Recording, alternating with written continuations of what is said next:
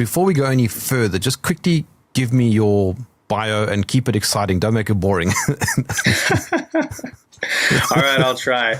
Now, I've been awake for a long time, and I started my career as a software engineer. I ended up working for big tech in New York City.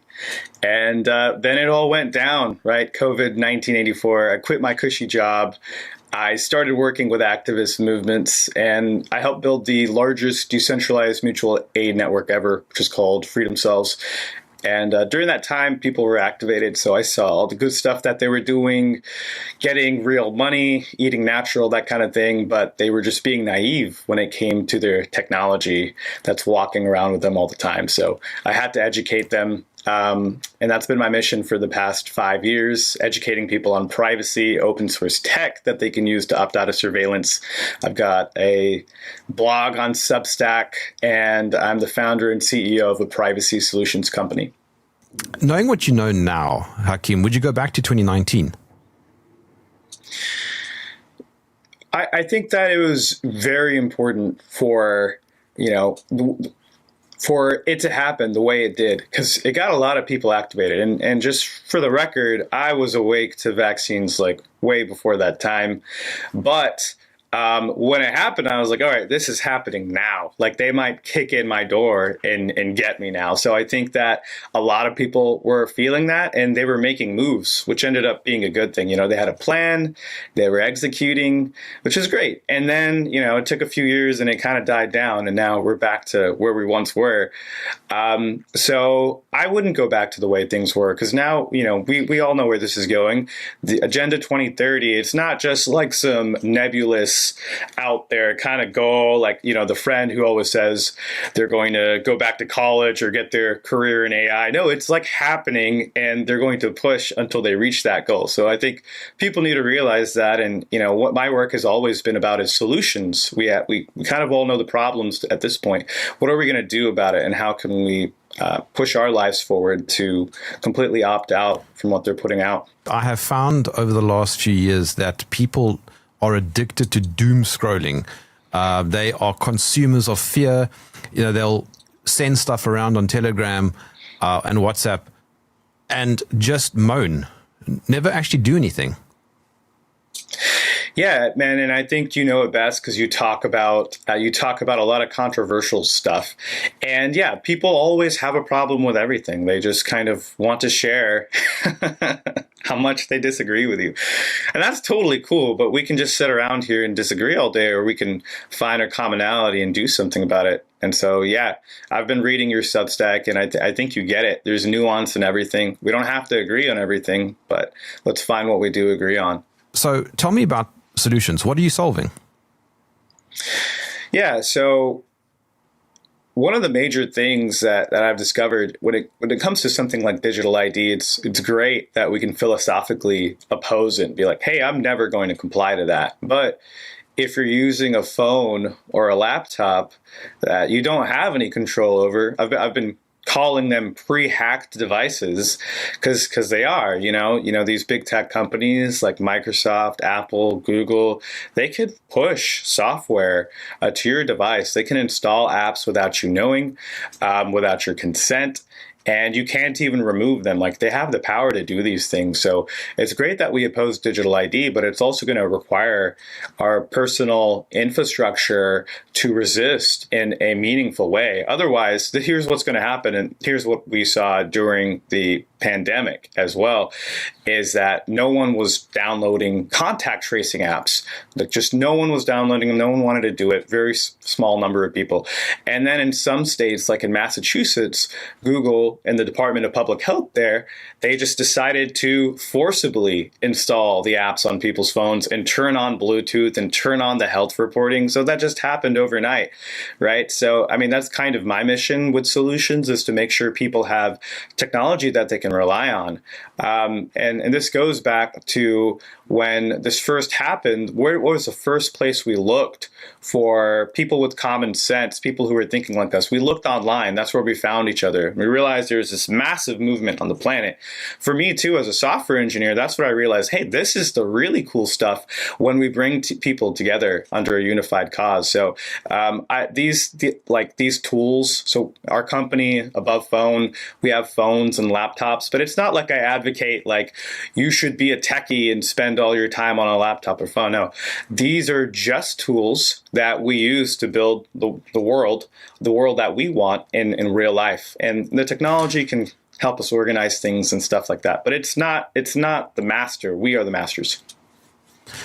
This is a good point. I mean, for example, just on a day-to-day basis, I've attempted playing with Linux or Linux. I don't know how you pronounce it. Linux or Linux. I don't know what the correct way to say it. How do you say it? Either works. There's a big debate.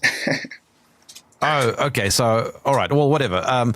I attempted it for about 2 years and I gave up because it's just too complicated. I spent too much of my time fiddling and trying to get things to work. I installed Mint, Ubuntu, Fedora, and at the end of the day, I just want something that works. And I think this is what the average person wants also, is just something that's easy to use.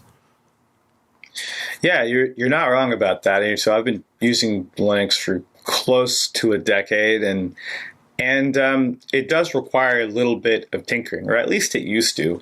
And so, I mean, when I first started talking about this was the feedback I got from people. Hey, I want to install this on my own, but I have so many questions, and I personally couldn't keep up with it.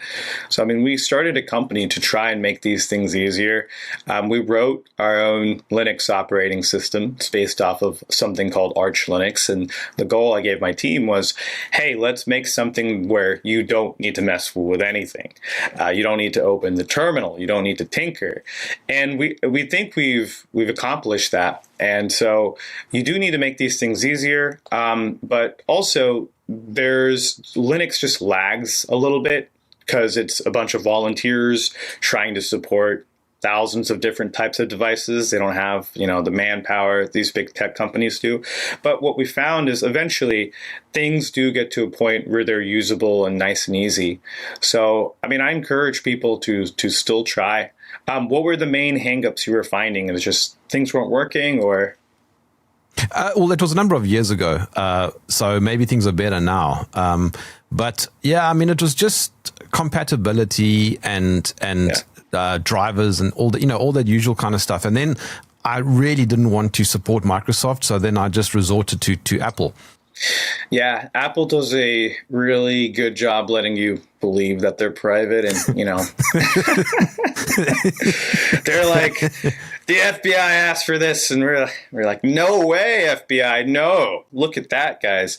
It's unfortunately, that's the privacy marketing era we live in, and so what they won't tell you about is how their phones are sending out the addresses to the different devices in your house when they're connected on Wi-Fi. They won't tell you about how they're collecting a database of over 2 billion Wi-Fi access points in the world. So this is how our today's location systems work. They use Wi-Fi access points. So it was really crazy. There's a study out of Maryland, and they were tracking through Apple's system, which they left open for this, how Wi-Fi routers were moving across the world. So they saw Gaza being decimated in real time with the Wi-Fi routers like disappearing off the map. They saw people fleeing from Ukraine for forced conscription with Wi-Fi routers. So it's really crazy. You don't think about the data that has to be there in the back end for these systems to work. And I mean, Apple, I would not consider anything you do on an Apple device to be private, partially because it's completely opaque. Right? It's not transparent. Nothing is open source. Everything is locked down. You couldn't install an open source app that wasn't approved by Apple if you even wanted to. So they don't care about people's freedom, and they don't care about privacy either. A friend of mine has got one of those Google phones, a Pixel or whatever it's called, and then he installed some other operating system on it. He was probably installing something like Graphene OS or Divest OS potentially. I had a Graphene, I Pixel. think. Graphene, right? And that's what I recommend. That's what our company sells above phone. We sell phones with Graphene OS on them. Of course, if people wanted, they could install it on their own, but you'll find that it takes time to get into it and to learn. But the reason we recommend it is because it is the most secure and private phone you can buy out there. Jerm, give me 1 second. My phone is. What you've been talking about a lot now is digital ID. This is integral, actually. I mean, it's completely connected to the issue of privacy. Yeah, it is connected to privacy, and then it goes a little bit past privacy to actually being about control, right? Where people have accepted that our phones are listening to us, but so what? The worst they can do is show us ads. Well, digital ID is the other half of that. It's the control grid. And as you saw in my report, I tried to be very extensive with the research and looking at 6 continents everywhere in the world. This is happening everywhere in over 90% of countries. So it's, there parallels what COVID-19 84 was like, except there's nowhere to run to like in the past. A lot of people from Europe moved to Mexico in the past to escape the vaccine mandates. Here, I don't know if we have that same option. Every country or government is planning to do something like this. And with it comes putting your basic social services behind a digital ID wall. You really don't have a right to exist unless you let the government create a biometric ID on your behalf, which happens when you take your legal identity and you combine it with your biometrics and you give it in a formal setting. So that's when it happens. That's when you're on their system. I've got your report in front of me, and I recommend, I don't know if it's public, but if it is public, I recommend people read it. So you say here, our research shows digital ID wallets or equivalents will be available to 90% of countries within 2 years, with full rollout expected in 5. Within a decade, digital IDs will be old school IDs will be largely obsolete, forcing reliance on regional controllable digital credentials for everything from travel to trade. That is pretty scary. Yeah, absolutely. And the report is public. It's free. It's available for everyone. You can go to abovephone.com/digital. And yeah, I want to be wrong about this. I want people to find different places in the world I might have missed and say, hey, this country's not doing digital ID.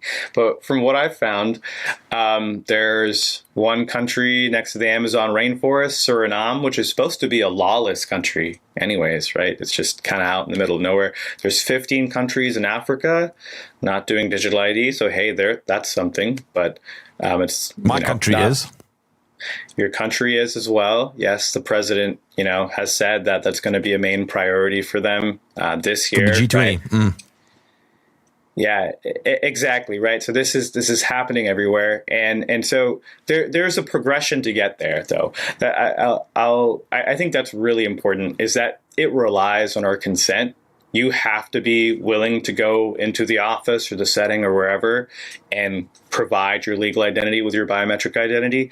Before enough people are on it, they can't actually start shutting things down, because it would hurt the economy, and they need enough people to adopt. So the next 2 years are really important, because we'll start to see these pushes for adoptions. The countries that are working on digital IDs apps will have those out and available for people.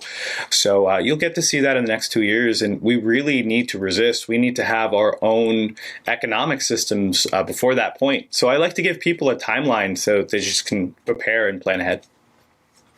Yeah, I mean, something very interesting that you've pointed out in your report is the voluntary facade that you call it. But you say that is just a trick. It's a bait and switch. It's definitely a beta switch. And, the example in the report is India's Aadhaar system, which India is it has the largest number of people on digital ID. Like 1.6 billion people in India, and 96% of them are using this system. So India's Supreme Court ruled that you could not be punished for not being on this digital ID system. But that didn't stop the banks from demanding your Aadhaar ID. That didn't stop the cellular companies from threatening to shut off the phone service if they didn't give them their Aadhaar ID. That didn't stop landlords for using the Aadhaar ID as a way to screen applicants, right? So it's really interesting, India, maybe it's because of their caste system or something, but they went the full mile to the point where even regular people were imposing it on each other as something that had to happen. And I think that the world as we know it is over when we reach that point, because as digital ID grows in all these different places, now that data is being analyzed, it makes it possible for us to have programmable money, which India also has, the largest use of programmable payments, which is the second aspect of digital public infrastructure. And all of these things that you kind of see in the UN messaging and the World Economic Forum, they become possible. If you're using too much heat at your house, they can just turn it off, right? But they need that legal identity tied to everything you're doing. So that's where we're going with this. My word for this is mandating it by proxy. And it's kind of, they're just two faces of the same thing, because it's not like these government institutions, they have a lot of influence over these private institutions as well, regulations. And so these private institutions, especially the bigger ones, will have to follow eventually. It's going to start with the banks first, because wouldn't you know it, the banks are the people who want us to all be on digital ID. So I point out different places around the world. It's the World Bank funding Africa to make sure people, the undocumented populace in Africa, are getting their IDs. So of course the banks in our real world will be the first to impose it. And then it may follow with things like insurance companies and travel. Travel is a big freedom that, Jerm, you and I both know how important it is to be able to travel just so we can experience different cultures. And now that's also something that's going to be threatened. That's also, I think, one of the first projects South Africa is working on, unfortunately. So, you'll see it kind of drip in this order. I don't think I've asked, and I don't know of anybody who's asked this, but who created digital identity? And there you have a photograph of Kim Cameron. Yeah, Kim Cameron, he's the OG of digital identity. He was the identity architect at Microsoft. He had a company that Microsoft bought, but basically what he did was he created an interoperable identification system to corporate enterprise IT environment. So it's like, all right, you're logging on to your company, you have access to these printers and these networks and these hard drives over here. So he built that. And along the way, he wrote this paper called The Laws of Identity in 2004. This would be the messaging and philosophy for what we now know as digital ID. So think about that. It's almost been 20 years, right? This is 20 years in the making. And what he said is, hey, the people deserve a better way to identify themselves. He was worried about the things, people having way too many passwords and getting attacked by cyber criminals. So he said, hey, one ID, and let's have it be interoperable with everything. And also it should be people's right to decide how much information they want to share with either party. Well, it sounds very noble. And he was also on the board of ID 2020, so I don't know how noble it actually was, but he had some things that sounded good in his original paper. But fast forward 20 years, and it's the same type of messaging. If you read his original paper and what you see governments saying today, they say, hey, it's going to be, you're right, you get to pick how much information you want to share, and it's never done without your consent. It's the same thing, but the problem is when you have incompetent people working on these systems, which I say they're largely incompetent, I can show you examples, is that on the back end, this information can be shared, it can be aggregated, there can even be a secret layer behind digital ID itself. So I don't think he knew where it was going, but unfortunately he died after the last post on his blog where he was criticizing the COVID response, like the lockdowns and stuff. That was the last blog post he made on identityblog.org, and then he passed away. So we don't know what ID.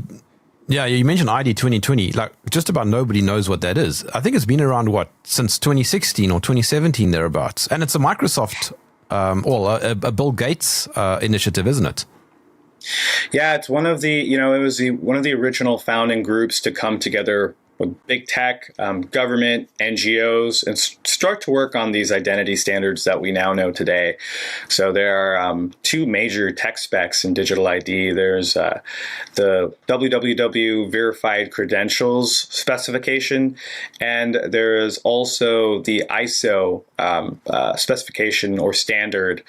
And for most people, this won't be too important, but just think about it as the rules these digital ID systems need to be interoperable with each other. So ID 2020 was instrumental in creating those first systems.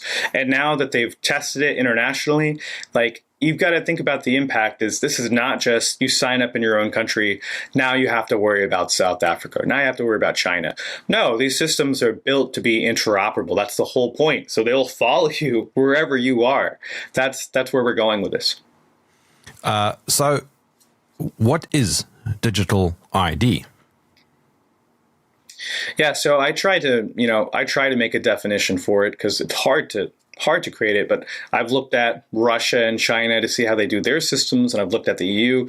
And so there's two characteristics I see over and over is the verified credential part of it, which is just saying, hey, this digital identity document that you've shared with me, can I prove that this was signed by the government of Russia or signed by Google or Apple or whoever signed it? Can I trust the source of it? So that's the verified part.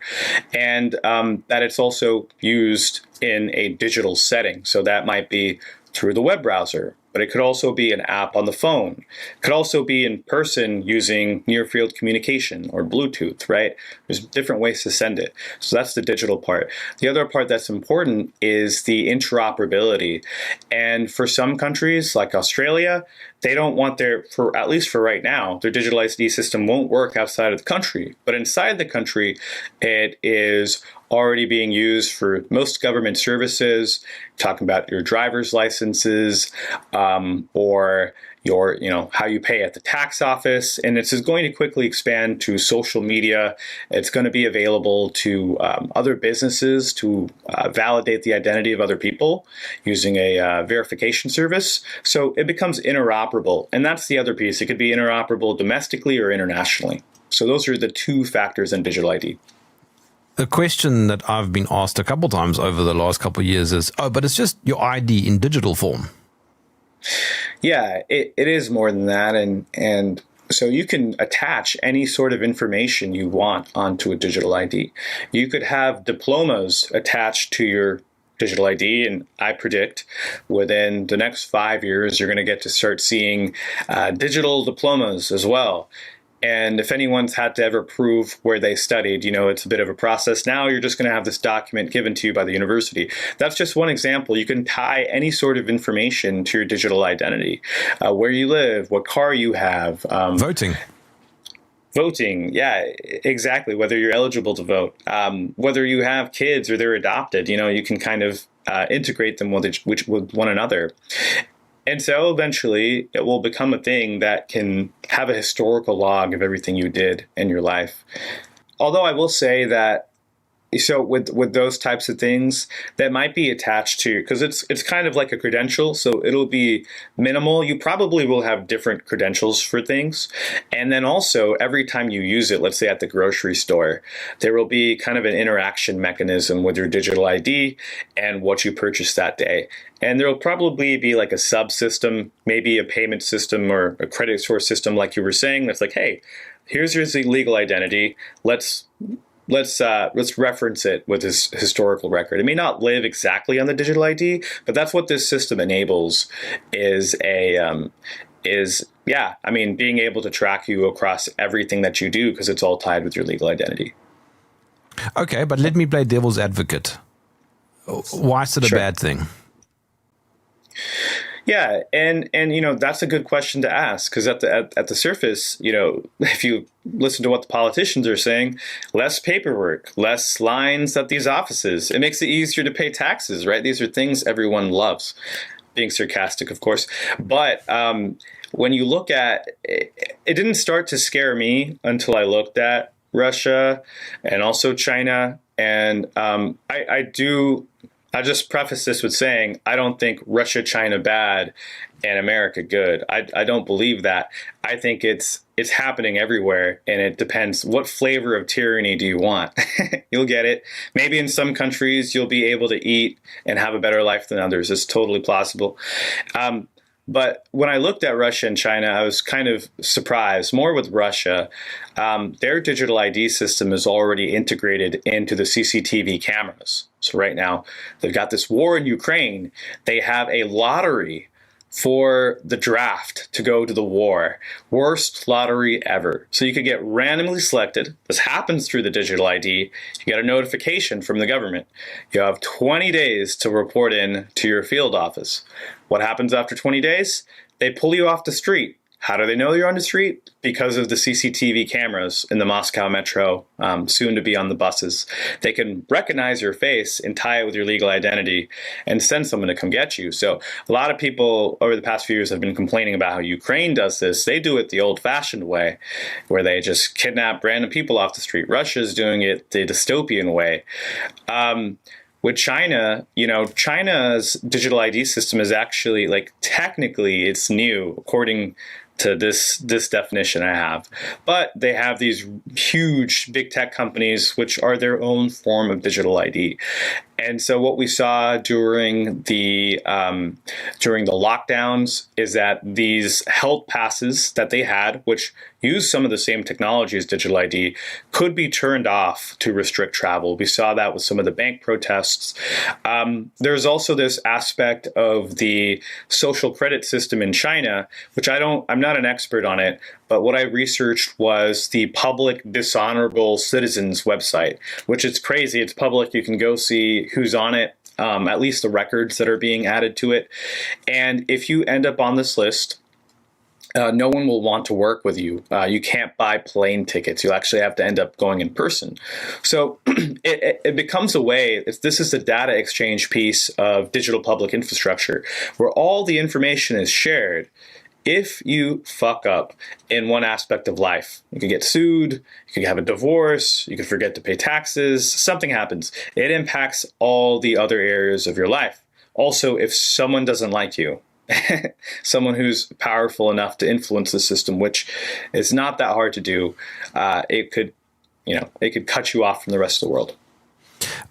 So as you might know, I was in China recently, and I certainly have many reasons to criticize it and many reasons not to criticize it. I try and see the nuance, the complexity. And I'm certainly not pro-China, and I'm certainly not anti-China.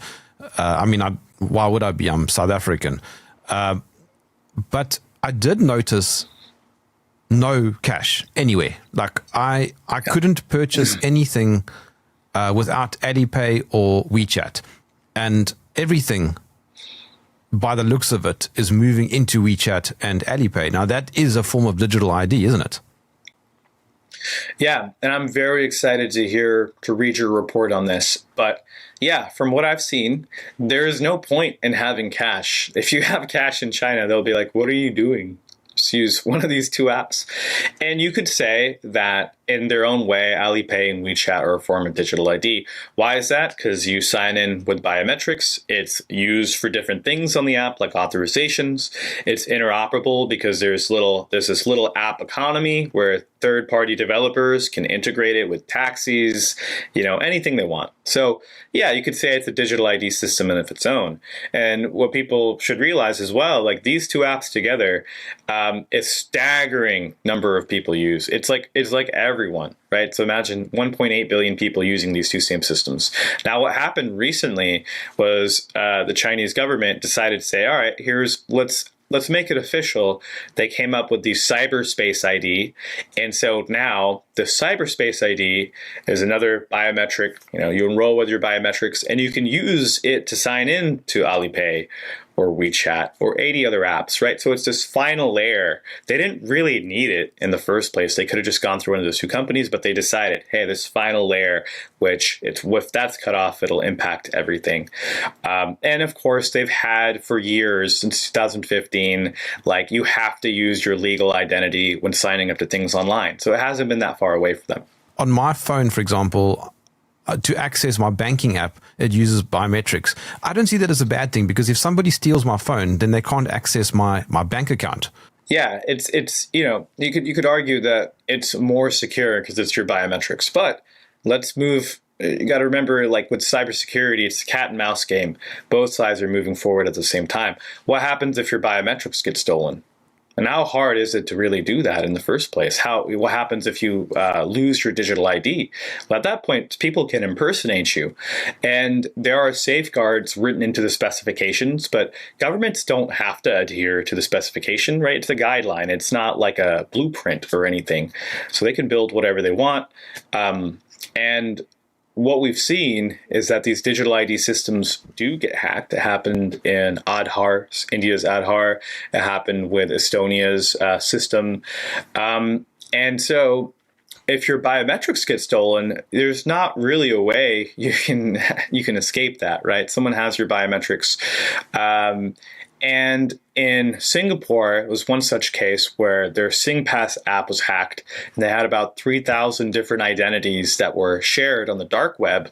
And so attackers could log in kind of the same way. They were able to use the biometrics and use it for things like opening bank accounts or starting companies or frauds or stuff like that.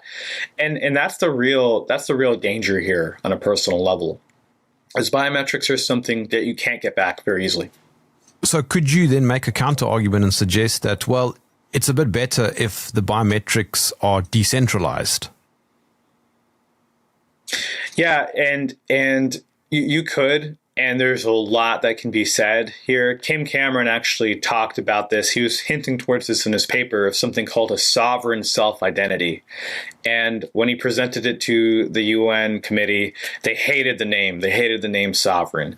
But the idea was you are issuing your own. I wonder why. Sorry, go on.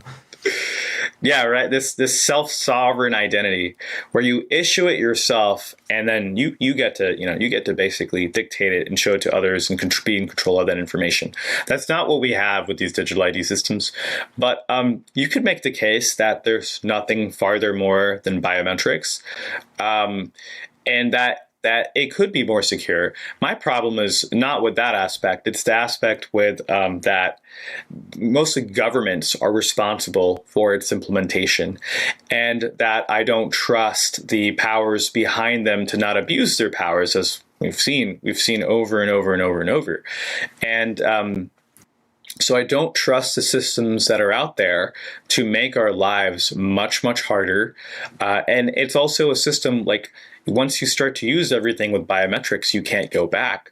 If the rates change or the sales tax changes on your purchases, there's no way to be like, nope, I'm not doing this. I'm opting out. Sorry, you're already in the system. For people who don't want to be in the system, you'll never be in the system, which is a good thing. But for people who have invested their wealth, time, attention, money, resources, it's going to be a big shock. It's going to be a really big shock to them.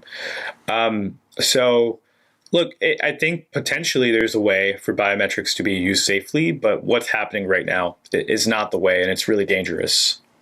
I mean, Catherine Austin-Fitz often argues that technology is a tool and we should discern. Yeah, and I agree with that. Like with everything, there's nuance. And so, yeah, I think when people began to see the QR codes instead of the menus at the restaurant, they freaked out. They're like, "Get this evil QR code away from me!" It's like, no, it's a QR code. It's all it is. It just opens a website. It just opens a website. Yeah, and I think you had a post about that too.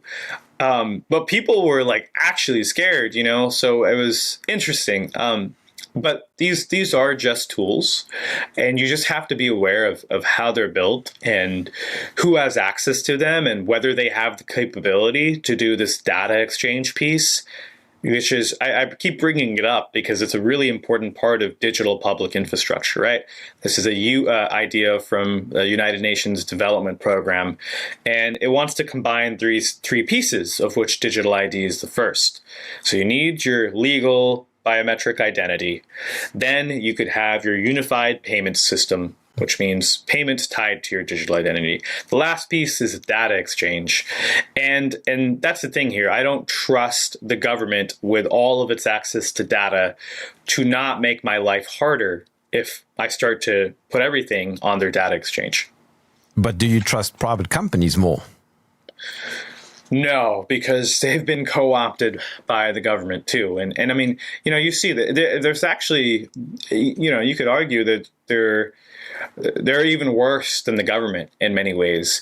Maybe look at Facebook. Look at Facebook, for example, and how they tried to manipulate the elections in, I think, 2016. Remember that whole thing?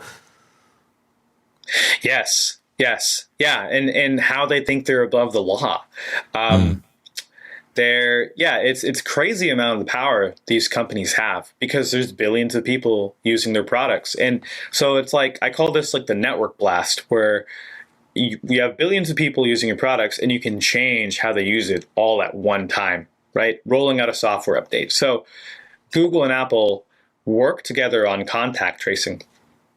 For the first time, these two fierce competitors put their differences aside for the betterment of humanity, right? No. So they rolled this out to billions of people. Similarly with digital payments, we didn't used to have digital payments, got rolled out around the same time from these two companies.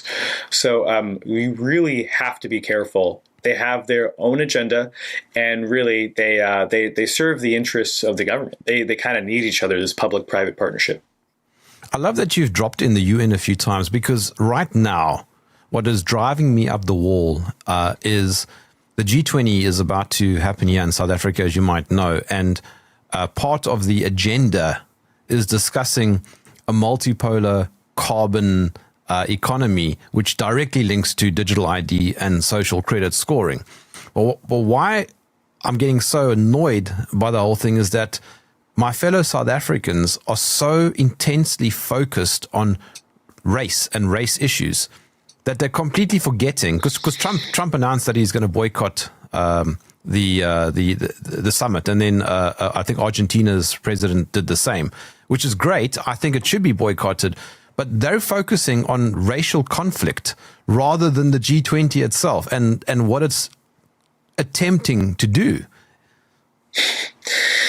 Yeah, and so it's a clown world, right? And the problem is this Hegelian dialect. Like, I think people let their emotions be used against them way too easily. And not saying that these aren't impactful issues, but these problems are allowed to happen. But and I've traveled the world a little bit this past year. Immigration is a thing that's happening everywhere. I was talking with some people from Iceland the other week. They said that a fifth of their population is now immigrants from other countries. Happening in the UK, happening in Europe.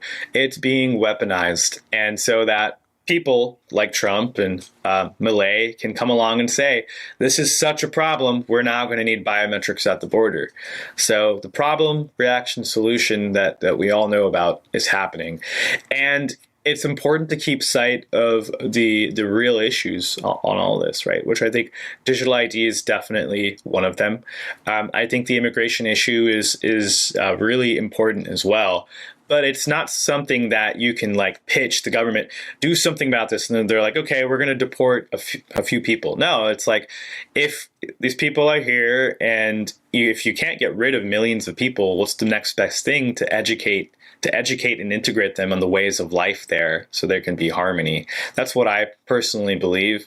Being an immigrant to the United States, it's like I've kind of seen, and in the United States, it's like it's kind of backwards, because you go into every kitchen, like you go into a restaurant, their kitchen, guess who's working there? Undocumented illegals. So you can't have it both ways. You want cheap food. And then you got, is it Keir Starmer who said that if the UK implements digital ID, it will help with the immigration issue? Yeah. I don't know what he's smoking. He's going to too many of those Boris Johnson parties. Yeah. So it's like, how is a thing on your phone going to stop boats of people from coming into your country? It makes no sense at all. And yeah, and so like Keir Starmer is a great example of someone who just went too far. He went way too hard. And people are rightfully protesting. Maybe it was actually a measured move, because we know that they kind of like to measure the pushback against these things. So they're like, all right, hey, Keir, say the most ridiculous thing, which is actually truthful. Because I do think that's on timeline with 2030, going back to the UN, Sustainable Development Goal Target 16.9, everyone will have a legal identity by 2030. They want to reach that goal. So Keir Starmer saying that it's right on the timeline, and it should freak everyone out. But I think I've spoken a bit enough about this problem to say that right now, the most important thing that you could be doing is going out in person and saying, hey, this digital ID system is coming. They might have me scan an ID or want to get an ID to interact with you even. And if it's a farmer, if it's someone in your local community, you just have to make a promise to each other with a handshake, not a key exchange, that whatever happens, we're not going to let this digital ID system come up between us. And if you do that for 200 of your local community members, you get all your needs met. You actually have data that's more valuable than any digital ID system. I love this example that you use in your report of how digital ID can work just on a real world example. So I'm going to read it here. Fred wants to go to his local pub using a digital ID. Fred signs up for a digital ID. His national ID system creates a credential that contains his name, birth date, gender, and a photo. The issuing system then signs the credential with the private key. The credential is sent directly to Fred's digital identity wallet on his mobile device, where it is saved. Fred goes to the pub. He's asked for his digital ID. He scans his phone, which receives a request from the bar requesting the relevant credential, which is his age, which is then shared. The bar's digital ID terminal verifies the credential's signature with the public key of the national ID system. Yeah, it'll happen instantly. Yeah, these systems are meant to be fast. They've been testing this out at the airports and in many places. Estonia, Denmark, they've already got this system implemented in most shops. So they've been working on it. It will be fast. Will be convenient. You're going to feel like the idiot again at the airport line who doesn't go through the facial recognition line. I'm always on the line that has to wait. And that opts out through photo, but they will use inconveniences to get to you. But so the interesting thing about that example, and here's the things that people don't think about: once you share your digital ID with the bar, what's to stop them from just using your identity? There's no safeguards right now. This is all like new frontier technology, and you have to trust that the people who build these systems will care about your security and privacy. And they don't. And as someone who runs a security and privacy company, I know how hard it is. It's like it takes a lot of effort. It's most of your effort trying to make things as private as possible. So I really don't think they'll do that. They'll go for ease of use to make it more adoptable by people, which makes sense. But on the back end, you can have your identity stolen very, very easily. And yeah, so I think that, in the next few years, we'll begin to see more of this happening in the banks. You'll get to see this happening on more and more websites. Here in the U.S., there have been several states like Utah and Texas, which have passed age verification laws. That's happening. We know that Australia already has these laws. Digital IDs are just a natural next step to access some parts of the internet. But all this talk of credentials and private key and public key sounds eerily close to Bitcoin. What do you make of cryptocurrency? Yeah, it's a cosmic joke, isn't it? That cryptography can both be potentially our savior and our worst demon. Bitcoin, the origins of Bitcoin, I'm okay with not knowing, because there are things like, CIA.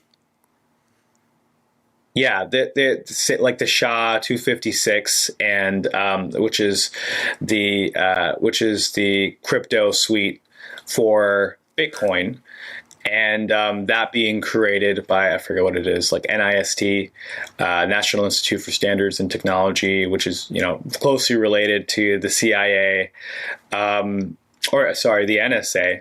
So you could say, all right, hey, there's some weird government tags there. You could say that that is suspicious, and we don't know who created Bitcoin. At the same time, I think that when these programs get rolled out to people, they don't know what is possibly going to happen. And what they discovered was, wow, people want a free way to exchange and contract outside of the banks. And so it did start a movement. Now, unfortunately, you might have come across the work of Whitney Webb and Mark Goodwin. They've done a really good job talking about how Bitcoin has been co-opted. It's been neutered, really, to prevent it from being the people's money. And now people are just like hodl, and they're just holding their Bitcoin in the hopes that one day it'll be worth something. That's not how they're going to get rich. And I'll just warn people with this: what's the point of Bitcoin if there's no one you can name in your real life that would accept Bitcoin? It's useless. It's useless in that sense. The only way it'll be useful is if you scan your biometrics, go through an exchange, and pay taxes on it. That's the only way it'll be useful. It is pretty useless. I can't do anything with it. Yeah, there are some people. I see that point, and I think that it requires a lot of effort to make it useful. It literally requires, and I've done this in different places, and there's people doing this in different countries where there's like initiatives to try and get their local vendors to use Bitcoin. It's a bit of setup, right? 30 minutes to an hour talking with people, getting them to accept it. I think it has the potential as an alternative monetary system, but is it there right now? No, I think it's unfocused. At the same time, there's private cryptocurrencies that I believe in a bit more, like Monero. And there are peer-to-peer markets, which you can do all sorts of interesting stuff. I'm not talking about the darknet markets, but you can exchange dollars, you can pay each other in different payment apps, and that can be facilitated through crypto. So it really has its use online. And I really hope the next few years, as digital ID system gets rolled out, we start to use more of it in person. Now, I don't think this should be the only way to do things, but it is really, really useful for remote payments. I don't have to drive to someone, give them a silver coin or whatever. It has its use in the grand scheme of things. Are we just being old farts, being Luddites? Are we just those people who are moaning about the inevitable future? Luddites, yeah, there have been Luddites in every generation, and I think we're an important aspect of society. But this digital ID, it's different than anything we've ever seen in the past, because it's the final component of this digital control grid. It's a system that denies our very right to exist unless we let a third party, name it big tech company or government, create an identity for us, and we only exist if they do that for us. And that's the danger, because people need to remember their own authority.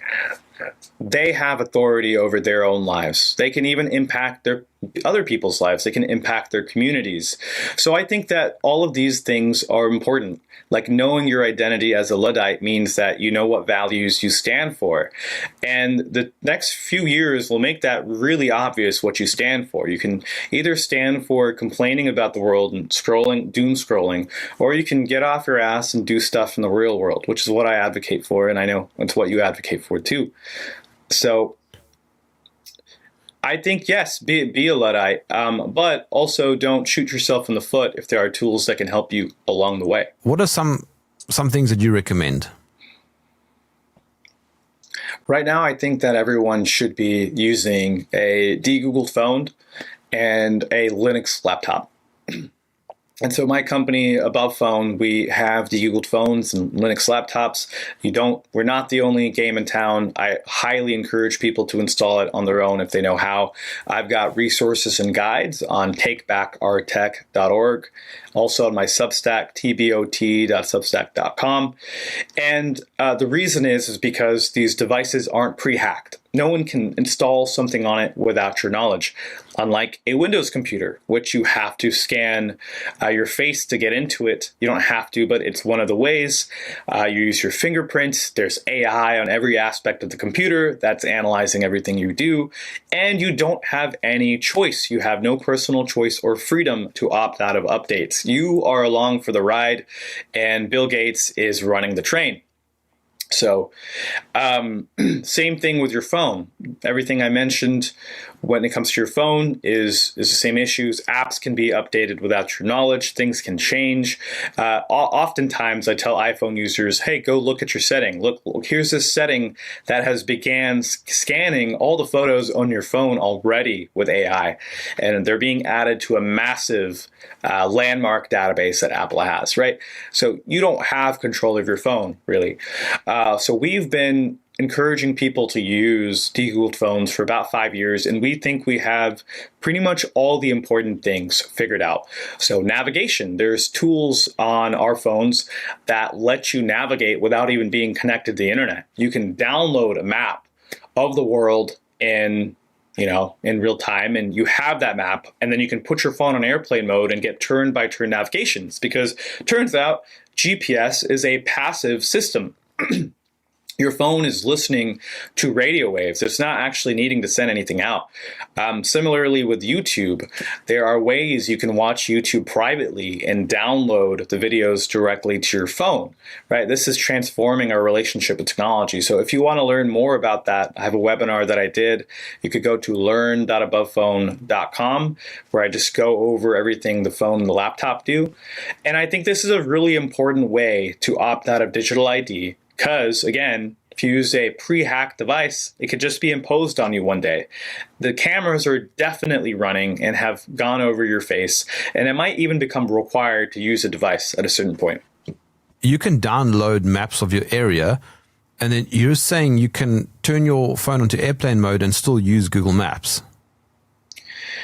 Yeah, so there's the name of the app is called OpenStreetMaps, and it's not Google Maps, but it is a nonprofit effort, and it's an app that you can use on a de-Googled phone. You can also use it on a normal Google phone for the time being, anyways.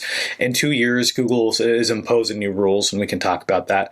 But yeah, so I mean, I've taken a tour of the eastern United States using this open source map alone, OpenStreetMaps, Android, and what I really like about it, like what I've been doing with it, is instead of using Google Maps, I don't use Google. I try to avoid it at all costs. And I'm building a record of things in my hometown that I want to go do, like the organic markets, the cafes that I go to, and I'm saving it, and I have it on a local map database. The really cool part about it is I can share this file with other people, and they can import it, right? So it's like we have to take back our power when it comes to this technology. A map is a really useful tool. Like I don't need a map if I'm in somewhere I know well, but it's a very useful tool. Like, imagine having a little bit of a community. You kind of know all the places in town to hang out that don't impose digital ID, that don't get processed food, that type of thing. And when someone is trusted enough in your community, you can actually provide this map file to them. Here you go. Here's everything on our network. So that's kind of the techno-optimist vision I have for the future. Would you recommend people put their devices onto airplane mode when they leave the house? If you're going to a protest, most definitely. If you're going to any form of what do I even say? If you're going to go be active for a cause somewhere that might attract any sort of attention, just leave your phone at home. Don't even take it with you. So There's Google's Sensor Vault, which you may have heard about. That's the geofencing database. This is a new type of law enforcement tool that lets them pick a date and a time. So they have a law enforcement, they want to know where someone was at the scene of the murder. So they go on the map, they draw a box around the area, they pick a date and the time, and they can actually pull up all the Google phones in that area. So they've had the power to do this. They used it during the infamous January 6th protests to catch people. They've used similar things to around, like, these are the most popular types of law enforcement warrants in the United States right now. I think it's like a few thousand a year, but they've blown up in popularity because it's less groundwork that they have to do. And they also land innocent people in jail. God forbid you let someone borrow your phone or you log into your account on someone else's phone that happens to be a murderer. And I talk about this on the webinar. There have been innocent people who were in jail and lost a lot of things because they were more likely to trust the data than they were that person's alibi. So all these crazy things can happen when people use big tech phones and they don't realize it. There are a lot of things that happen on the back end. And I haven't even talked about the data centers or anything like that yet. Yeah, you said a moment ago that Google have got new rules coming in the next 2 years. Yeah, so with the rise of open source software, Linux laptops, and de-Googled phones, Google is actually threatened. They're threatened by this. And so earlier this year, I think it was in March or May, they published a blog post saying, hey guys, we studied the different place where you can download apps.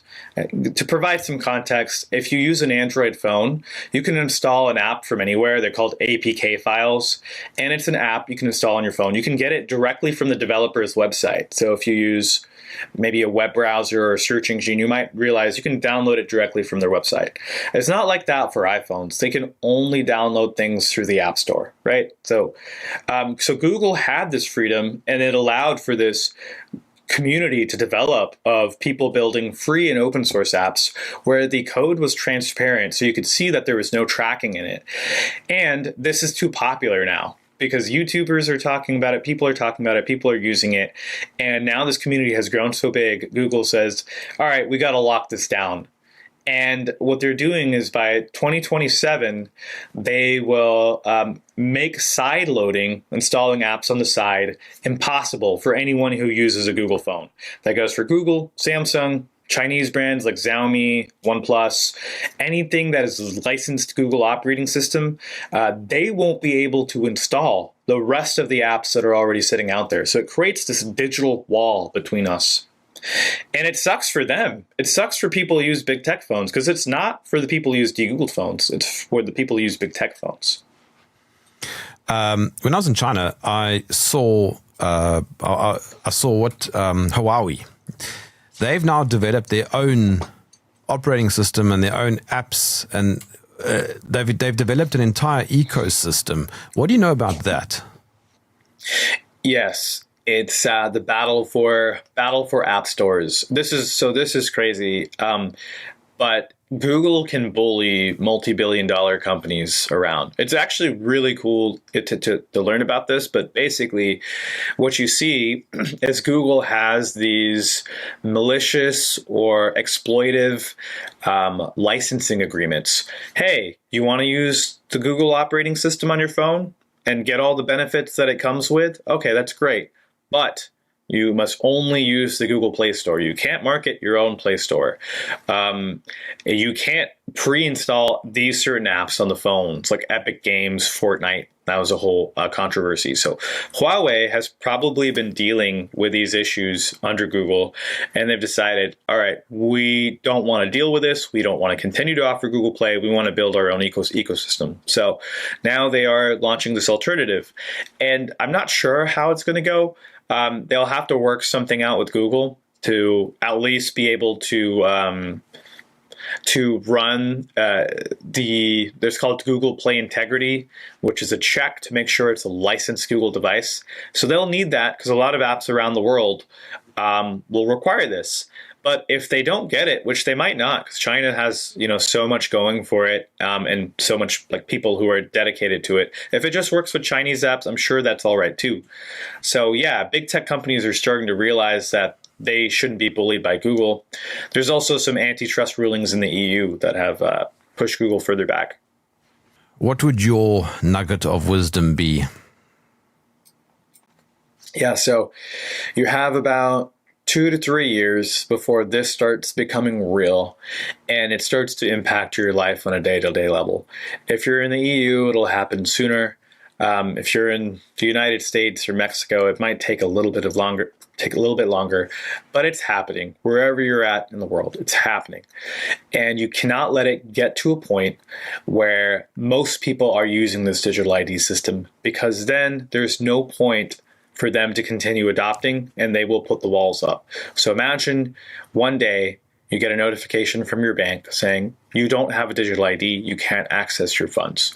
Or you go to the grocery store and those little doors and stuff that they have, those little terminals that they have before you enter the store, now there's a place to scan your digital ID. What are you going to do? If you don't do anything about what I just said, you're absolutely fucked. You're going to have to figure something out. You're going to have to comply with a digital ID and everything that comes after it, which means you'll be a slave in its own way. Or you can take these next few years to build that local community that's so important. Have alternatives for this. When they tell you, hey, you can't access your bank account, well, it's okay, because you have a barter network or you have an alternative currency, you're invested in gold and silver, you're growing your own food, you're more resilient. When you go to the grocery store, same type of thing. It's very important for us to build these local networks now. And for the communication side, to make sure you have devices that can't be hacked without your knowledge. So the timeline is there. This is another COVID in its own way, and it's setting the stage for complete world domination. So reclaim your authority. Is this the hill to die on? I think so. The Agenda 2030 is one thing that gets brought up over and over again. And I think this is the sucky part is this is like just the first piece of Agenda 2030. And once the digital ID is there, the rest of things can come after it. So I think this is the hill to die on this decade. Who knows? Maybe there'll be like a Skynet thing to fight. Maybe you have to fight the robots and aliens next year. Save your energy for that. Digital ID this year. It's really easy, guys. Just use a different device. We can fight the robots in 2030. It'll be much better. It'll be harder. All right. One last time. How can my audience follow you? Yeah, so check us out on Substack. That's tbot.substack.com. If you want to learn about the tech solutions I brought up, go check out our webinar at learn.abovephone.com, learn.abovephone.com. We also have, it's the end of the year, so we're having a sale on privacy phones and laptops. If you want to learn about that, go to abovephone.com/Jerm. It's just Jerm's name. And yeah, I didn't know about that. I should have mentioned it to you, but we wanted to set something up. I'm gonna go have a look. What's on there? It's just your face, really big. Jerm recommends. But no, just kidding. I do. I recommend. All right, Hakeem Anwar, thank you for joining me in the trenches, my friend. Thank you, brother. It's an honor to be on. Thanks, everyone, for listening.